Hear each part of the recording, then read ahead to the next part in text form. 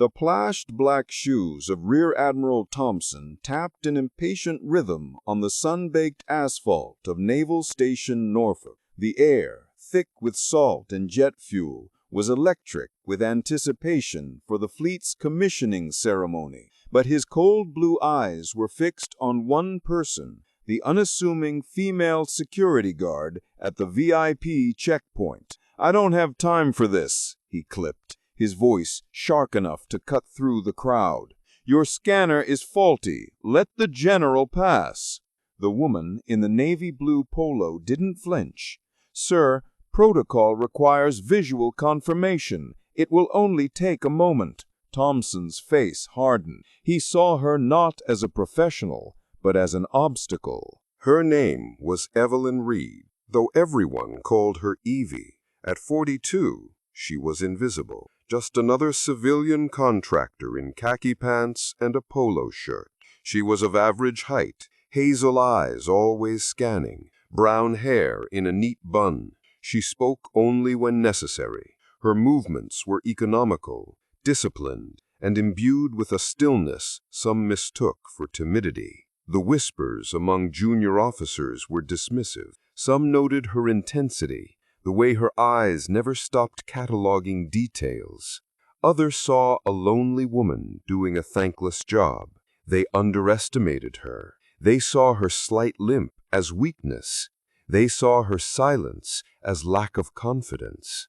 What they couldn't see was the iron discipline in her posture, or the profound depth of experience behind her calm expression. On her wrist, she wore a single tarnished silver bracelet, a silent testament to a life lived far beyond the confines of this naval base. But no one ever asked about it. To them, she was simply Evie, the quiet guard at the gate, a footnote in the grand story of the United States Navy, and that was exactly how she preferred it. The conflict with Admiral Thompson had been building for weeks. He was a man forged in naval tradition, a surface warfare officer who believed in loud commands and unwavering obedience.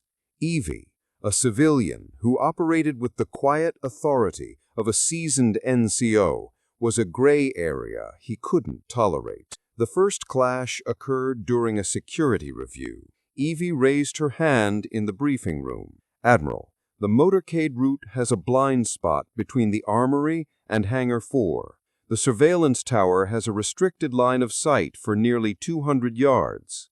Thompson stared down at her from the podium, his expression pure condescension. "The risk is minimal," he repeated, as if speaking to a child. "Let's leave strategic analysis to people who actually wear the uniform, shall we?" Nervous chuckles rippled through the room. Evie simply nodded, her face betraying no emotion. But the security chief quietly altered the route later, vindicating her observation without ever acknowledging it. The second incident was more personal. Thompson was jogging when he saw her inspecting the fence line, running her fingers along the tension wire. "Everything to your satisfaction, contractor?" he asked, dripping with sarcasm. "The wire is corroded near this post, sir. The ground here is softer. It could be a breach point." Thompson scoffed. "I've run this perimeter for 10 years. The fence is fine. Stop inventing problems." The next day, an anonymous work order fixed that exact section. The Admiral's disdain only grew. At the commissioning ceremony, after being forced to wait for credential confirmation, which proved Evie correct, Thompson was seething. As she directed foot traffic, he strode over and stopped directly in front of her. "I thought I made myself clear," he began, his voice dangerously low. "Your job is to be seen and not heard. You are a civilian. You do not have the authority to delay a 2-star general." The crowd watched. The sailors' faces showed pity and morbid curiosity. "My apologies, Admiral. I was ensuring a clear path for the honor guard." Her calm tone only incensed him further. "I give the orders here. Your presence on this pier is at my discretion, And right now, you are a liability. Report to your supervisor. You've been removed from duty. Is that understood?" The public humiliation was absolute.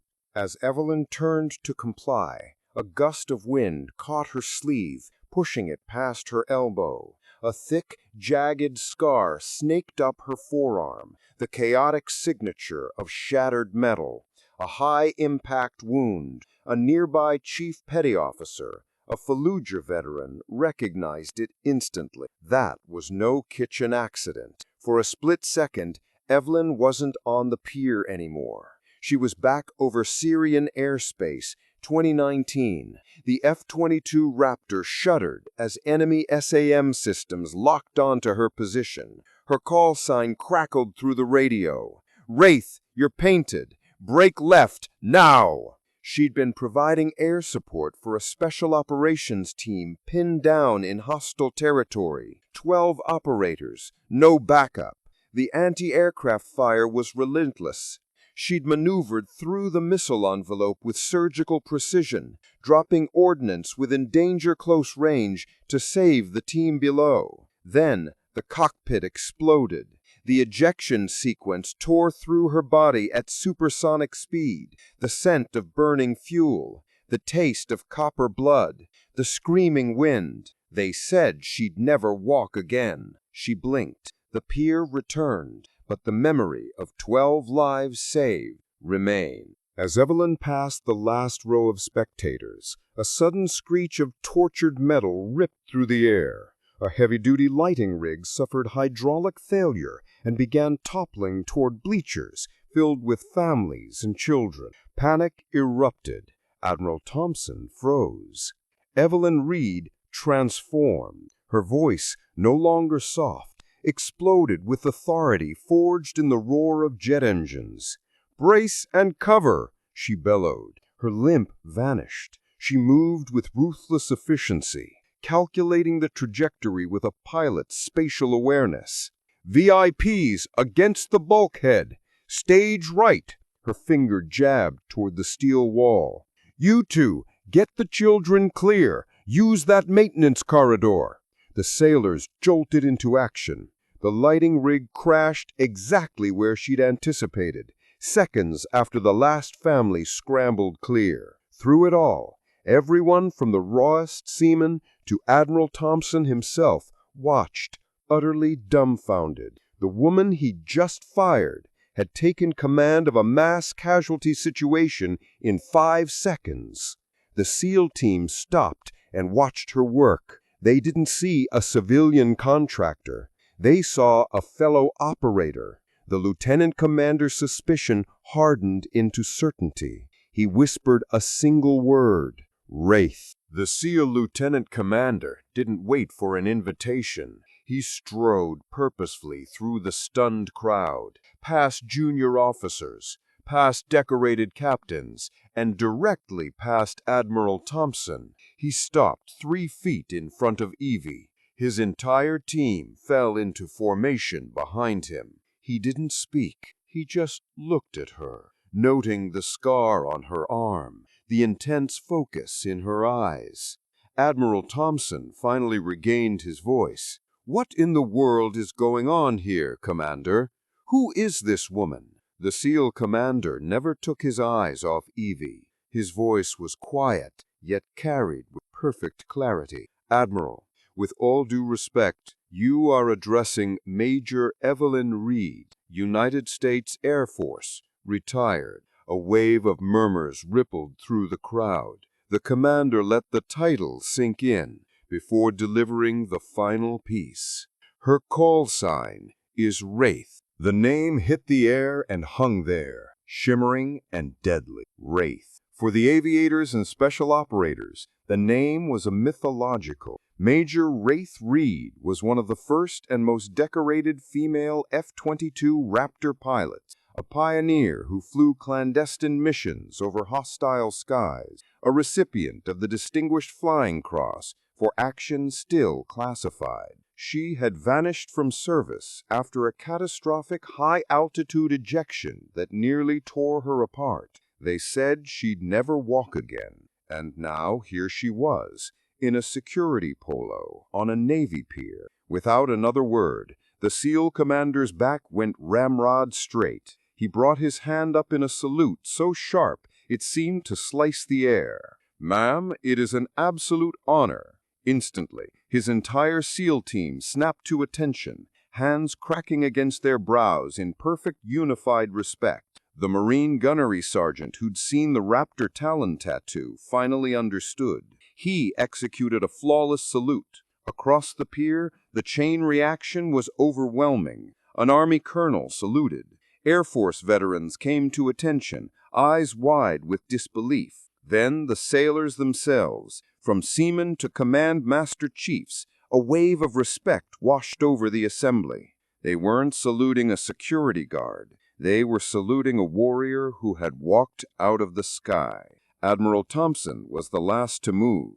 The world he knew had been turned upside down. The woman he had insulted was a decorated combat veteran whose reputation far outshone his own. Slowly, as if lifting a great weight, Admiral Thompson raised his hand to his brow. His salute was stiff, formal, and held far longer than protocol required. In that gesture, he conveyed a profound apology and an offering of the highest respect he was capable of giving. Evelyn Reed did not revel in the moment. The sea of salutes made her deeply uncomfortable. This was the attention she'd spent years avoiding. She held their gaze, then gave the SEAL commander a single brief nod, a gesture of mutual understanding from one warrior to another.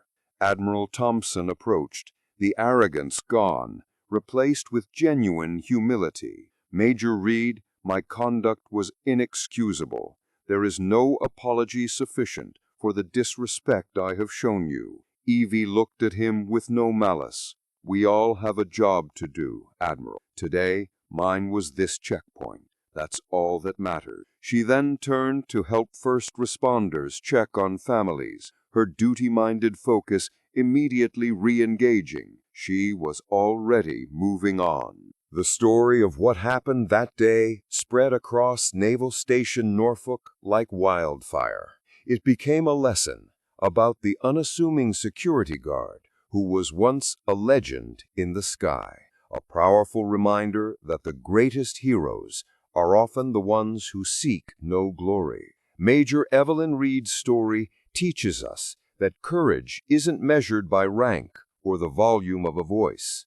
It's measured in the calm resolve to do the right thing, whether flying a fighter jet at the edge of space or standing your post at a gate. Look beyond the surface, honor the silent warriors who walk among us, and never, ever underestimate the person standing the watch.